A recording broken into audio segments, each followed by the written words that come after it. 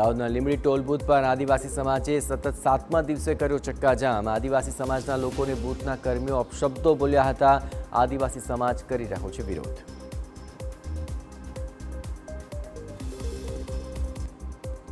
દાહોદના લીમખેડામાં હાફેશ્વર યોજનાની પાણીની લાઇનમાં ભંગાણ સર્જાયું। અગરા ગામે પુરવઠા યોજનાની ટાંકી નજીક પાઇપલાઇનની અંદર ભંગાણ, હજારો લીટર પાણીનો વેડફાટ, રોડ પર પાણીની નદીઓ વહેવા લાગી।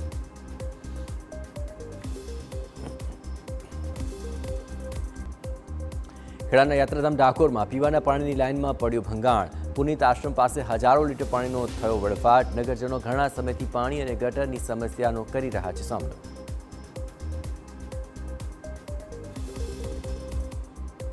રાજકોટમાં ઉપલેટા માર્કેટયાર્ડમાં વિવિધ જણસીની પુષ્કળ આવક। અહીં ઘઉં, ધાણા, ચણા, જીરું, એરંડા સહિતની આવક છે। વિવિધ પાકના ભાવ સારા મળતા ખેડૂતોમાં ખુશી। ધાણાના પ્રતિ મણના ભાવ 2000થી વધુ બોલાયા।